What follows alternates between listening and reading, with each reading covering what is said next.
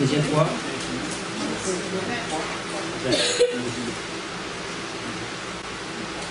Or, à celui qui, par la puissance qui agit en nous, peut faire infiniment au-delà de tout ce que nous demandons ou pensons. Or, à celui qui, par la puissance qui agit en nous, or, à celui qui par la puissance qui agit en nous, à Dieu le Père, qui par le Saint-Esprit qui en joue en nous, qui agit en nous, peut faire infiniment au-delà de tout ce que nous demandons ou pensons. À lui, Dieu le Père, qui par le Saint-Esprit peut faire infiniment au-delà de ce que nous pensons et demandons. À lui la gloire dans l'Église et en Christ Jésus, dans toutes les générations, au siècle des siècles. Amen. À lui la gloire et dans l'Église, en Christ Jésus, de génération en génération. Amen. Pourquoi je lis ce verset pour commencer? C'est parce que dans ce verset, on nous met en action Dieu le Père, Dieu le Fils et Dieu le Saint-Esprit dans une œuvre qui est parfaite, tellement parfaite que cette œuvre est au-delà même de ce que tu peux penser et demander. Donc, nous voyons déjà la grandeur de Dieu. La gloire de Dieu est largement au-delà de notre demande et même au-delà de notre pensée. Alléluia. Inutile de te dire que les besoins qui sont les tiens sont connus de Dieu le Père longtemps à l'avance. Avant même que tu n'éprouves les besoins, les solutions t'avaient déjà précédé au nom de Jésus. C'est pour ça qu'il dit qu'à lui soit la gloire par Jésus dans l'Église. Puisque c'est au nom de Jésus que toute chose nous est donnée. Alléluia. Bien. Donc déjà, tu comprends que ta présence ici, c'est une présence de célébration. Amen. Tu n'es pas venu demander. Amen. Alléluia. Amen. Tu n'es pas venu demander. Ta seule présence ici, ce soir, ça suffit déjà à la gloire de Dieu le Père. Parce que ta présence ici, c'est que tu as répondu à un appel, à un rendez-vous. Parce que là où les enfants de Dieu sont réunis, là est la bénédiction de l'Éternel. Le psaume 133 se manifeste et s'accomplit là, au moment où nous parlons. Le seul fait que tu aies obéi à l'Esprit qui t'a dit, lève-toi et pars, et que tu sois parti, c'est déjà suffisant pour Dieu le Père. Tu n'as plus d'efforts à faire. Il te reste juste à collecter. Alléluia. Parce que tu sais, Dieu le Père, il te donne. C'est à toi de saisir. C'est la seule chose que tu as à faire. Alléluia. Béni soit le Seigneur. Amen. Donc, deux notions importantes. La première notion, c'est la fidélité de Dieu. La deuxième notion, c'est l'unité du corps. Voilà les deux qui vont ensemble. La fidélité de Dieu va se déployer avec puissance là où il y a l'unité du corps. La fidélité de Dieu va se manifester avec puissance là où il y a l'unité du corps. Amen.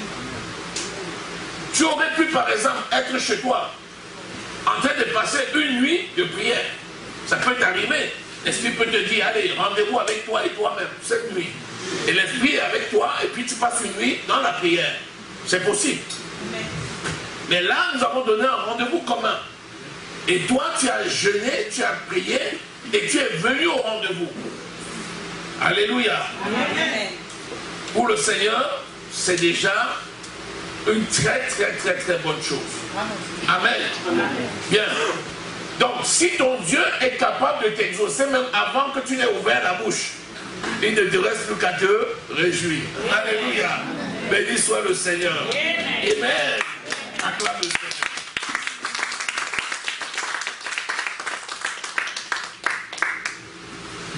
Vous savez, il y a parfois des situations dans la vie où on se dit, mais pourquoi je ne vois pas? Parfois tu ne vois pas tout simplement parce que tu n'as pas le reflet de ce que tu as besoin de voir. Et le reflet de ce que tu as besoin de voir, c'est l'autre partie de toi. C'est en général l'autre membre du corps. Nous sommes un corps et chacun pour sa part est un membre du corps. Amen. Tu ne peux pas être complet par toi seul. Le Seigneur ne peut pas te prendre seul dans le groupe et t'élever. Non. Le Seigneur élève le groupe. Amen. Alléluia. Amen. Les uns devenant pour les autres des leviers qui permettent d'élever. Vous avez vu Éphésiens au chapitre 4. La Bible nous dit dans Éphésiens au chapitre 4 que le Seigneur a donné des ministres pour le perfectionnement des saints en vue de l'œuvre du ministère. Et que l'Église tout entière tire son accroissement selon la force qui convient à chacune des parties. Amen. Donc un corps ne peut pas dire je n'ai pas besoin du bras, je n'ai pas besoin de la tête, je n'ai pas besoin de l'œil, je n'ai pas besoin du ventre. C'est pas possible. 1 Corinthiens au chapitre 12. Il va même encore plus loin. Puisqu'il dit que les membres du corps qui semblent être de moindre importance sont ceux qui sont entourés du plus grand honneur. C'est trop complexe. Il y a des équations qui sont seulement celles du Seigneur. Que tu dises à un homme mortel que la personne qui semble être la balayure, c'est celle qui est entourée du plus grand honneur aux yeux de Dieu. Il te dit, mais toi tu me racontes quoi? Mais c'est ça la vérité. Alléluia. Amen. Béni soit le Seigneur. Donc nous sommes tous nombreux là et je suis très content. Alléluia. Amen. Et je rends grâce à notre Dieu parce que c'est lui qui est honoré par notre présence ici. Amen. Acclamons le Seigneur.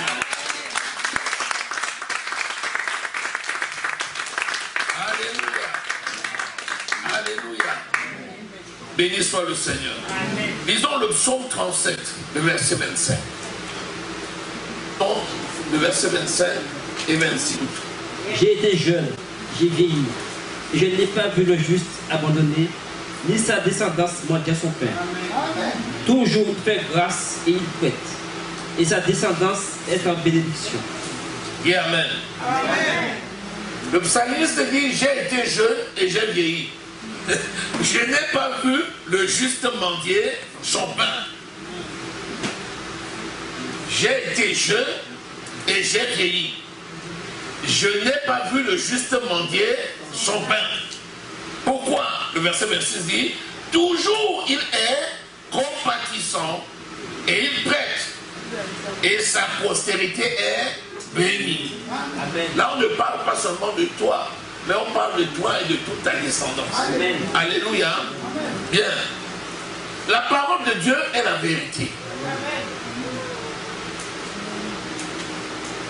Il dit, l'homme ne vivra pas de pain seulement, mais de toute parole qui sort de la bouche de Dieu. Amen. Le juste ne peut pas manquer son pain parce qu'il se nourrit de la parole de Dieu.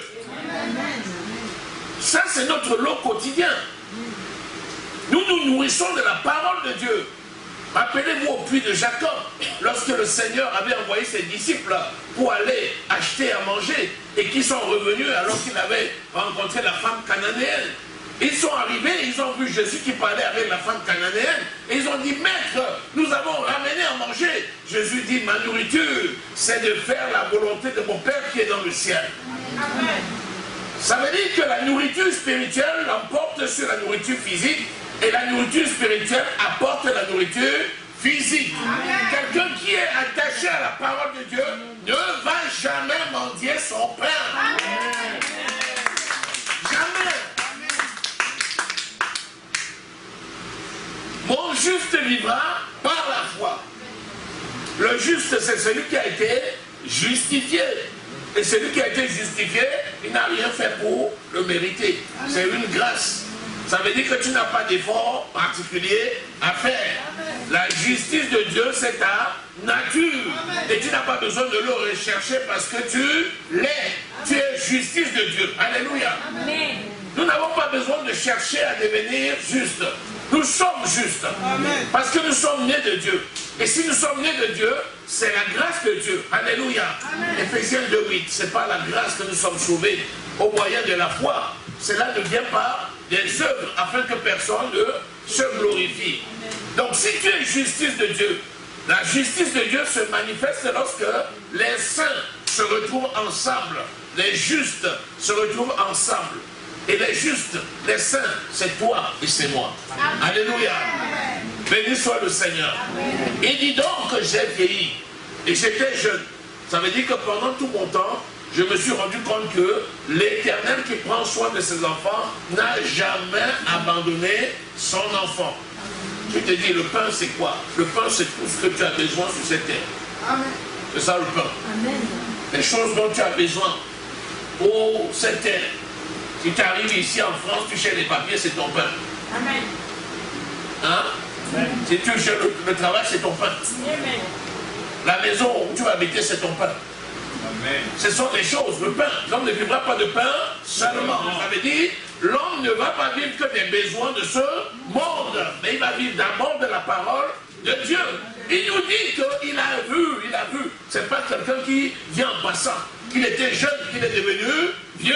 Il dit, pendant le temps que j'ai observé, j'ai remarqué une chose, jamais le juste n'a mendié son pain. Amen. Vous savez, entre aller demander et aller prendre et mendier, il y a une grande différence. La mendicité n'est pas dans la nature des enfants de Dieu. Jésus est là pour affranchir ses enfants de la mendicité.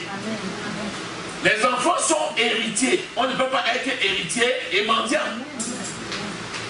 Un héritier, c'est quelqu'un qui a reçu un héritage. Et il a reçu son héritage parce que le testataire est mort pour lui. Et il a reçu un testament et c'est ce que Christ a fait. Donc, c'est légitime pour un enfant d'aller, d'ouvrir le frigidaire et de prendre ce dont il a besoin. Amen. Le pire serait qu'il reste dans son coin en attendant que ce soit le père qui aille ouvrir le frigidaire pour lui apporter ça. Est-ce que quelqu'un saisit? Amen. Si tu te couches et tu ne fais pas la demande, tu n'obtiendras pas. Moi, je te le dis. Si tu as besoin de quelque chose et tu ne le fais pas savoir, tu n'obtiendras pas. Le Seigneur travaille avec les autorités qui sont sur cette terre. Amen. Et il a voulu que tu sois faveur et grâce, en sorte que sur ton chemin, les gens soient à ton service. Amen. Parce que tu es prince et princesse. Amen. Un prince et une princesse, c'est quelqu'un qui a du monde à son service. Et celui qui est à ton service, c'est l'autorité que Dieu a établie sur ton chemin. Amen. Alléluia. Amen. Béni soit le Seigneur. Amen. Tu ne mendies pas ton pain, mais c'est légitime d'aller le demander et d'aller le chercher. Ce n'est pas la même chose. Alléluia. Est-ce que quelqu'un saisit? J'ai l'impression que c'est en train de passer là sur les têtes. Les gens contents comme ça, ils ne saisissent pas. Je veux que tu attrapes ça ce soir. Amen. Je te dis d'attraper ça ce soir.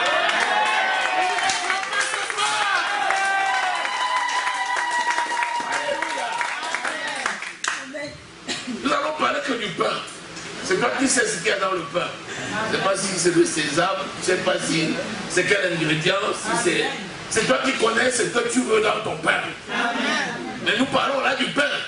Alléluia. L'homme ne vivra pas de pain seulement, mais de toute parole qui sort de la bouche de Dieu. Alléluia. Béni soit le Seigneur. Béni soit le Seigneur. Béni soit le Seigneur.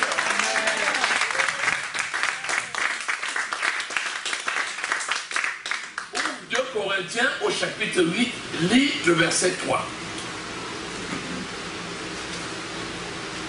Alléluia. Amen.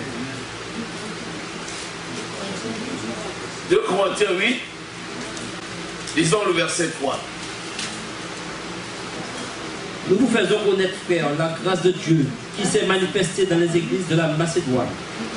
Quoique très éprouvés par des tribulations, leur joie débordante et leur pauvreté profonde ont produit avec abondance de riches libéralités. Voilà, reviens et relis, c'est ça. Tu as commencé à quel verset? Premier. Voilà, il a commencé au verset 1er. 2 Corinthiens 8, disons à partir du verset 1er. Écoute très bien. Nous vous faisons connaître, frères, la grâce de Dieu qui s'est manifestée dans les églises de la Macédoine. Nous vous faisons connaître, frères, la grâce de Dieu qui s'est manifestée dans les églises de la Macédoine. Nous vous faisons connaître, frères, la grâce de Dieu qui se manifeste dans l'église d'Auxerre. Nous vous faisons connaître, frères, la grâce de Dieu qui se manifeste à l'église du Seigneur Jésus-Christ. Continuons. Quoique très éprouvés par des tribulations, quoique, bien que très éprouvés par des tribulations, l'église de la Macédoine était éprouvée par des tribulations. Tu sais ce que c'est qu'une tribulation? C'est une situation terrible. Tu dis, mais j'ai fait quoi à Dieu? C'est le genre que tu restes comme ça, tu dis, Seigneur, qu'est-ce que j'ai fait? Dis-moi, montre-moi ma situation parce que c'est grave. Les épreuves, la tempête, l'ouragan s'était levé sur eux. Ils étaient éprouvés. Malgré qu'ils étaient très éprouvés. Allons-y. Bien qu'ils étaient éprouvés, et une épreuve qui était profonde, ils avaient une joie débordante. Oh, il n'y a pas de chant. Attends, il y a quelque chose. Est-ce qu'on peut être éprouvé et être en joie? Non. La parole de Dieu nous dit oui. Il y a des choses que le monde ne peut pas comprendre. Attendez, on parle des enfants de Dieu. On ne parle pas des païens. On parle de l'église de la Macédoine. On parle des personnes qui ont reçu Jésus. Mais ils étaient éprouvés. C'était dur, très dur même. Mais cela n'a pas enlevé la joie. L'épreuve n'a pas enlevé leur joie. L'épreuve n'a pas ôté leur joie. Amen. Leur joie était d'autant plus profonde que l'épreuve était profonde. Amen. Aïe. Amen. Qui peut faire ça? C'est Dieu. Vous savez, il y a des moments où ça fait mal. Je vous le dis. Quand on est encore dans cette chair-là, il y a des moments où ça fait très mal. Mais nous venons de lire au début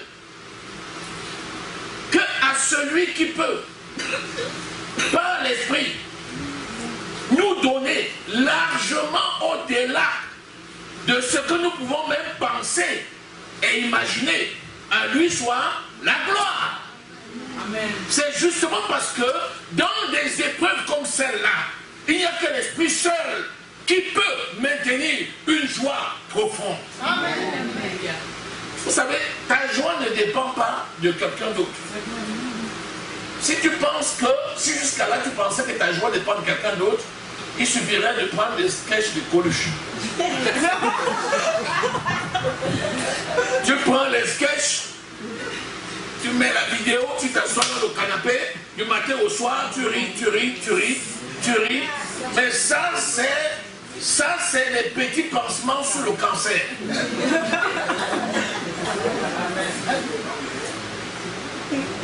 Hein?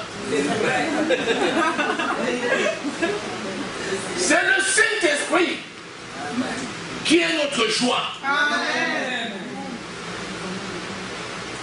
Et c'est la joie de l'Éternel manifestée en nous qui est notre force. Amen. La Bible dit qu'il n'y a rien de nouveau sous ce soleil. La situation que tu vis là, la Bible dit que les mêmes épreuves sont imposées à tous nos frères dans le monde. Amen. Mais qui leur donne la victoire? C'est le Seigneur Jésus. C'est notre Dieu qui donne la victoire par le Saint-Esprit. Qui est vainqueur? Amen. Sinon celui qui croit que Jésus-Christ est le Fils de Dieu. C'est lui qui est vainqueur. C'est toi, c'est moi, c'est nous qui sommes vainqueurs. Par le Saint-Esprit qui nous a été donné. Qu'est-ce qui s'est passé? Continue. Quoique très éprouvés par des tribulations, leur joie débordante et leur pauvreté profonde ont produit avec abondance de riches libéralités. Bien. C'est la conjonction entre l'épreuve importante et la joie importante. Cela produit, le produit, c'est la multiplication. Un produit, c'est la multiplication de deux choses. 2 fois 2 égale 4. 4, c'est le produit. On a pris la joie d'un côté et on a multiplié avec l'épreuve profonde. Et la réponse, c'est quoi? Les riches libéralités. Ça veut dire pauvreté profonde. Épreuve profonde, multipliée par joie profonde, égale riche libéralité. C'est quoi une libéralité? C'est la capacité à donner.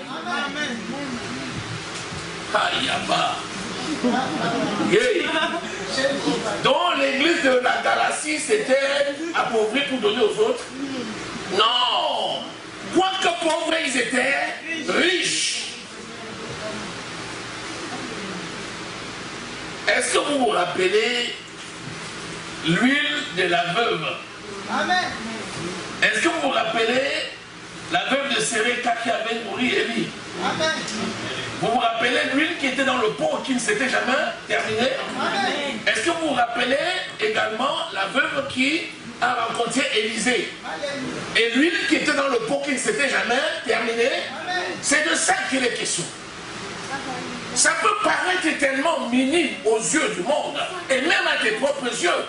Le Dieu que tu sers lui donne la vie éternelle. Est-ce que tu oublies d'où tu es venu? Est-ce que tu oublies le point de départ? N'oublie jamais le chemin parcouru. Si tu regrettes le chemin parcouru, tu vas élever la voix et tu vas faire à Dieu des actions de grâce. Tu vas te rendre compte que cela ne tarit jamais.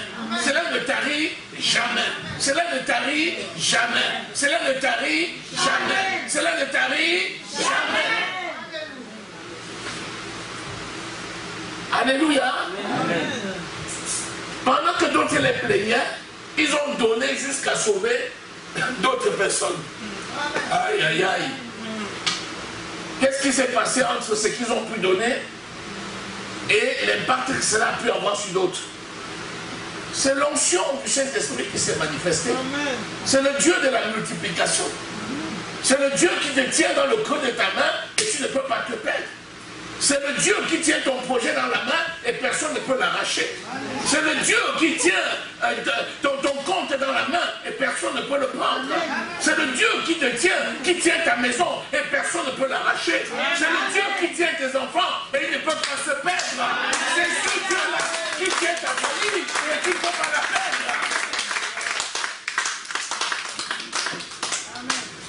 Alléluia. Amen. On dit, mais comment ils sont dans la joie comme ça? Certains disent que les Africains sont pauvres, mais ils sont toujours contents. Et lui qui nous a dit, il y en a quelques-uns qui sont mécontents. Hein? Vous savez, c'est toujours bien ailleurs. En Afrique, on dit, oh, les Européens sont bien. En Europe, on dit, oh, les Africains sont bien. Personne ne veut voir le bien qui est à côté de lui. Il cherche seulement le bien qui est ailleurs. Vous n'avez pas remarqué ça? Même dans l'église aussi, on voit ça. Il y a des gens qui, au lieu de contempler la gloire qu'il a, qu'il représente, ils regardent à quelqu'un d'autre. Il y en a même qui se comparent à d'autres. Qui comparent leur croissance à d'autres. Qui t'a trompé? La croissance est interpersonnelle. Ne te compare jamais à l'autre. Au contraire, quand tu vois l'autre, prends ce qui est bon en lui et utilise-le pour ta propre croissance. Mais ne sois pas dans les comparaisons. Amen. Alléluia. Amen. Et pourquoi ça? S'il y avait un seul en Macédoine, tu crois que ça serait produit comme ça? Non. Ils étaient nombreux. Amen. Quand on les prenait individuellement, on voyait une grande pauvreté. Mais quand on les prenait collectivement, ils étaient riches. Amen.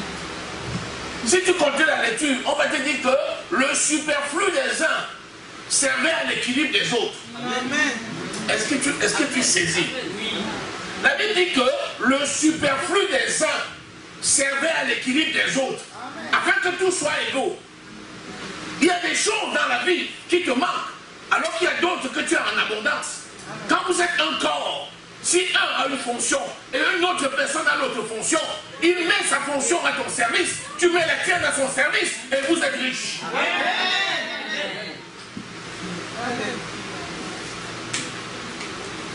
C'est de ça qu'il est question. Le Seigneur a fait un corps. Vous croyez que quand le Seigneur regarde l'église, il voit les gens individuels? Chacun rendra compte pour lui, mais quand il regarde, il voit l'église, il voit le corps. Je te dis que si tu as une compétence certaine dans cette église, le Seigneur sait que tu es là. Et le Seigneur sait que tu as cette compétence. Si le Seigneur estime que la taille de l'église nécessite une deuxième personne, il va donner. Une troisième, il va donner. Mais il ne va pas donner la même compétence à tout le monde et laisser l'église sans compétence dans un autre domaine. Mais non. Une église, c'est une entité entière. Une église ne manque de rien. C'est un corps qui est parfait. La Bible dit que le corps de Jésus est sans tache, sans ride, sans défaut. Est-ce que tu as saisi? Quand tu as une compétence dans un domaine, un autre a une compétence dans un autre domaine, tu es riche. C'est toi qui es riche. On dit eux, ils ne manquent de rien. Est-ce que quelqu'un saisit? Je le dis parce que souvent on cherche des solutions ailleurs, alors qu'elles sont là. Amen. Je vais prendre quelques exemples clairs pour l'illustrer. Tu es dans l'église et nous formons un corps, et dans l'église on a des compétences multiples. Il y a un qui est docteur, il y a un qui est avocat, il y a un qui est coiffeur, il y a un qui est commerçant, il y a un qui est enseignant, il y a un qui est infirmier, il y a.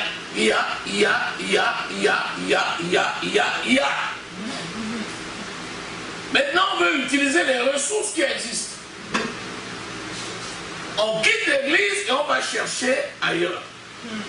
Quelque chose qu'on a dans la maison. Tu veux faire grandir le corps? Non. Et tu vas ailleurs? Est-ce que tu as saisi? Amen.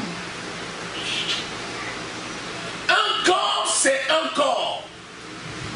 Quel que soit le nombre de ses membres, les membres sont membres du corps. Et chaque membre est utile. Et chaque membre est important. Et il faut utiliser les ressources qui existent. Si on a une compétence dans ce domaine, il faut l'utiliser dans l'église. Et l'église sera de plus en plus forte. Alléluia. Alléluia. C'est pour ça que la parole de Dieu dit qu'il y a les œuvres de la foi. Les œuvres de la foi. On dit la foi sans les œuvres est morte. Et les œuvres sans la foi sont vaines. Il faut que les œuvres accompagnent la foi. Et nous sommes un corps. Pris ici ensemble, nous sommes plus que vainqueurs. Nous sommes très, très, très, très forts. Alléluia. C'est ça que nous devons comprendre. Nous devons comprendre que le Saint-Esprit nous connaît mieux que nous ne nous connaissons nous-mêmes. Et que le Saint-Esprit ne nous laissera jamais abandonner. Il pourvoira toujours aux besoins du corps et de l'ensemble du corps. Alléluia. Béni soit le Seigneur. Amen. Amen. Donc, je vais attirer ton attention. Il faut que les membres du corps sachent se tenir les uns les autres pour produire des fruits, afin que ces fruits servent à l'ensemble de l'Église. Il y a dans l'Église des personnes qui ont des dons spécifiques. Il y en a d'autres qui ont d'autres dons. 1 Corinthiens chapitre 12 dit, tous ont-ils le même don? Non! Certains ont le don de la foi, d'autres ont le don de la prophétie, d'autres ont le don pour opérer des prodiges et des miracles. Il y en a qui ont le don de la parole de sagesse, d'autres le don de la parole de connaissance. Mais tout ceci, la Bible dit, tous ces dons sont donnés pour l'édification commune. Alléluia. On trouve parfois dans l'église quelqu'un qui ne fait même pas connaître ses besoins. Parce qu'il estime qu'il n'y a personne pour lui apporter la solution. Et c'est faux. C'est faux parce que nous avons des ressources internes suffisantes qui peuvent permettre de s'épanouir. Et ceci contribue à faire grandir le corps de Christ. Alléluia. Béni soit le Seigneur. Le sujet là, il a l'air un peu coriace ce soir. C'est facile à entendre ou c'est difficile? Ça m'a l'air un peu... Je veux que tu saisisses ça. Je veux que tu apprennes à... Je veux que tu découvres le talent qui est à côté de toi. Je veux que tu saisisses le talent qui est à côté de toi. Je veux que tu saisisses le talent qui est à côté de toi. Je veux que tu ne l'oublies pas. Alléluia. Alléluia. Alléluia. Dans l'église, nous sommes forts. Quand deux personnes se tiennent la main d'association, ils sont plus forts. Quand deux personnes prient ensemble, ils sont plus forts que quand ils sont chacun seul. Alléluia. Donc, l'église de Macédoine savait que chaque membre avait une ressource particulière à donner, même si elle paraissait pauvre. Et chaque membre était dans la joie de mettre à contribution ce qu'il avait. Ce qui fait que l'aspect extérieur de pauvreté, conjugué à la joie de mettre à disposition ce qu'on avait, a produit des riches libéralités qui ont montré que l'apôtre n'avait pas eu tort de les citer en exemple. C'est ainsi que nous devons fonctionner. Une église, c'est un corps. Et chaque membre du corps doit se mettre en contribution pour faire avancer l'église. Alléluia. Béni soit le Seigneur. Béni soit le Seigneur. Béni soit le Seigneur. Avant de dire je n'ai pas, assure-toi que l'autre membre du corps n'a pas. Mais en général, il y a quelqu'un qui a. Amen. Donc, j'ai. Amen. J'ai. Amen. Je suis possesseur. J'ai. Amen. Amen. Ah. Mais aujourd'hui, là, c'est sérieux. Amen. Acclame le Seigneur.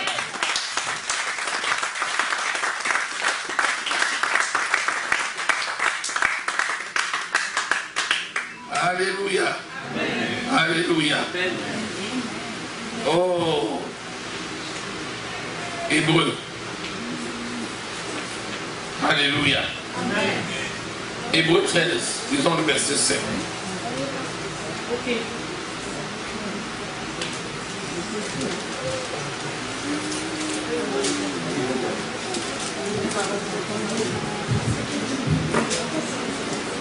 Hébreu 13, le verset 5.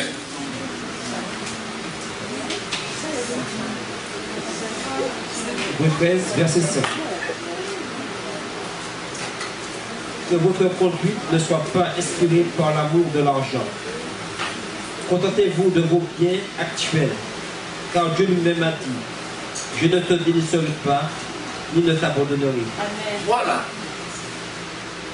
Il ne faudrait pas que nous soyons focalisés sur le besoin d'argent. Parce que dans l'église, en général, chaque membre rapporte sa condition à ce qu'il a comme argent. Il me faut l'argent pour la maison, il me faut l'argent pour acheter ma voiture, il me faut l'argent pour envoyer mes enfants à l'école, il me faut l'argent pour faire ceci, il me manque de l'argent, il me manque de l'argent, il me manque de l'argent. C'est pourquoi il me faut un travail pour obtenir un salaire. Il me faut telle chose pour obtenir ceci. Ça me permettra de payer ça, puis ça, puis ça, puis ça, puis ça. Et quand on rend le témoignage, c'est parce qu'on a eu l'argent pour faire ce qu'on avait envie de faire. La parole de Dieu te dit, ne focalise pas sur l'argent. Ça devient pour toi un facteur limitant. L'argent, c'est une conséquence. Amen. Celui qui travaille ne travaille pas pour de l'argent. Il se met au service de Dieu au travers des hommes, mais celui qui travaille mérite son salaire. L'argent va venir comme la conséquence de son travail. Alléluia. C'est sérieux. C'est sérieux.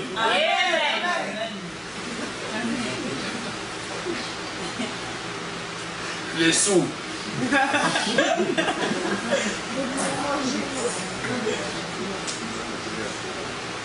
Vous savez qu'on va bientôt aménager une nouvelle salle. Il nous faut les sous. N'est-ce pas?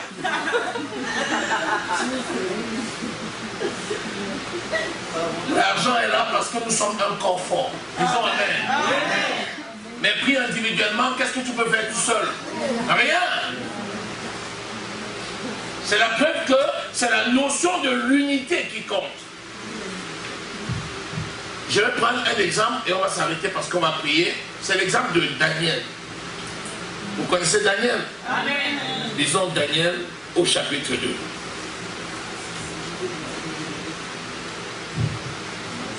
Alléluia. Amen. Vous savez, Daniel était un fils de la captivité. C'était un enfant de Juda qui avait été envoyé en captivité et qui en captivité n'était pas seul mais qui était utilisé par Dieu. C'est le verset chapitre 2. La Bible nous dit au verset 5 que Daniel et ses compagnons Shadrach, Meshach et Abednego, c'étaient des enfants de Juda que le Seigneur avait mis à la cour du roi. Parce que le Seigneur leur avait donné une sagesse et une intelligence qui surpassaient tous ceux de leur génération. Et ils se sont retrouvés comme ça à la cour du roi. Et la Bible nous dit que le roi, malheureusement, a fait un songe qui était terrible.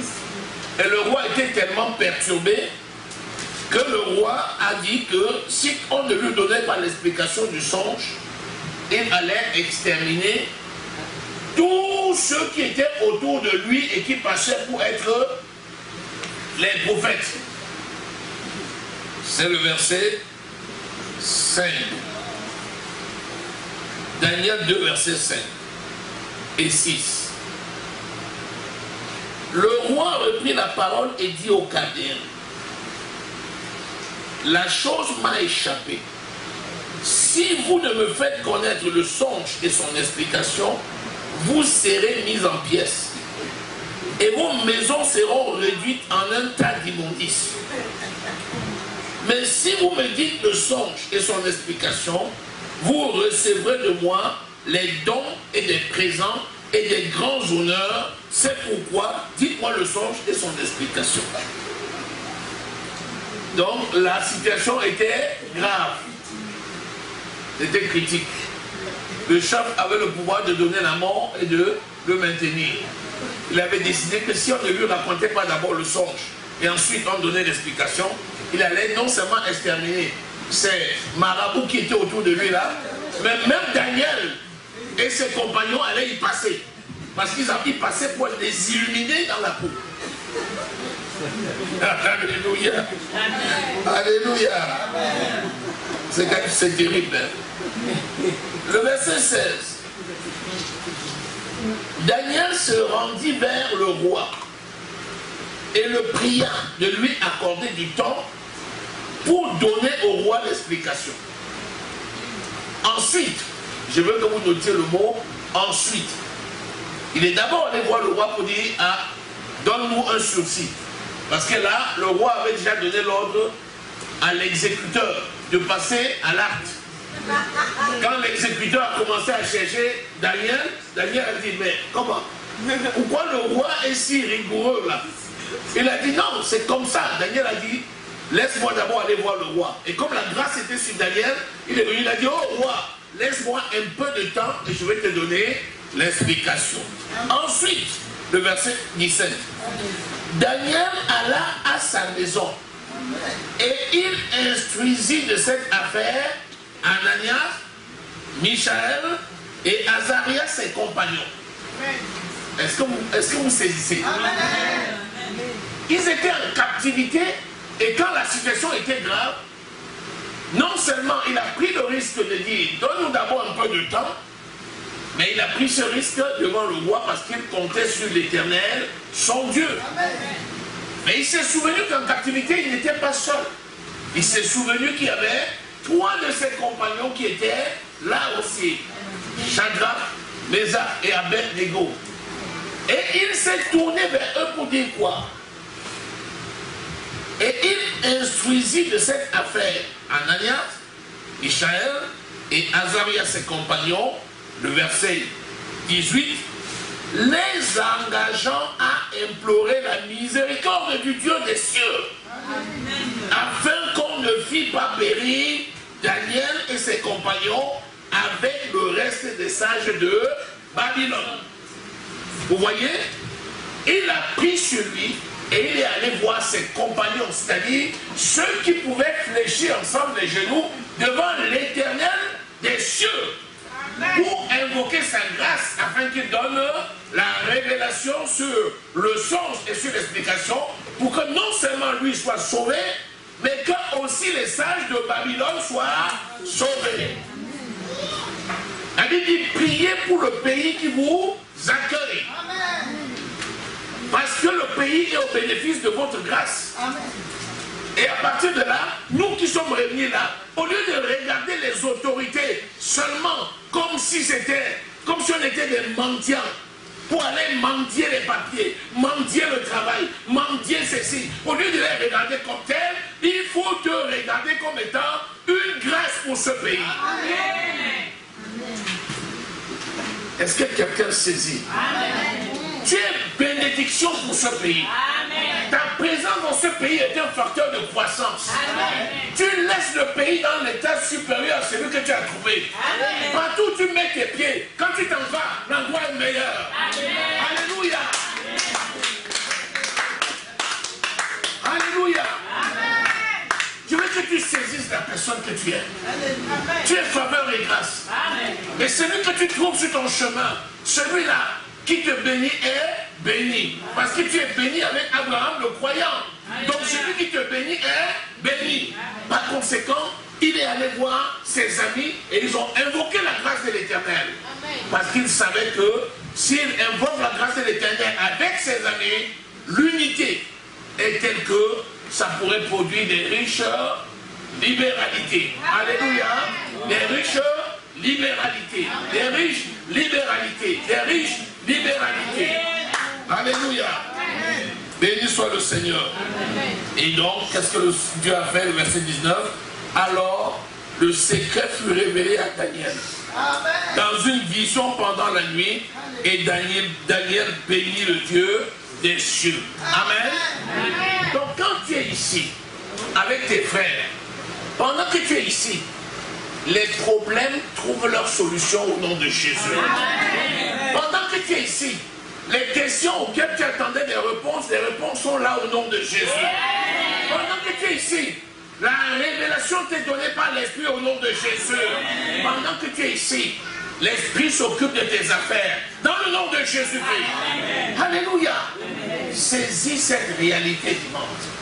Ne regarde pas à la situation, ne regarde pas à ce qu'on dit, ne regarde pas à ce que tes yeux voient, ne regarde pas à l'état de ton compte, ne regarde pas à ces choses, regarde à l'Éternel des armées et souviens-toi que tu n'es pas seul, que tu es membre d'un corps et que ce corps, lorsqu'il s'incline, il fléchit les genoux devant le Dieu des cieux.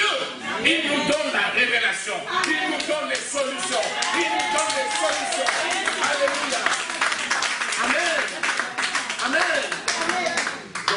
épreuves, la pauvreté physique et financière ne sont pas des facteurs limitants. Amen. Alléluia. Amen. Ce sont même parfois des facteurs activateurs. Amen. Alléluia.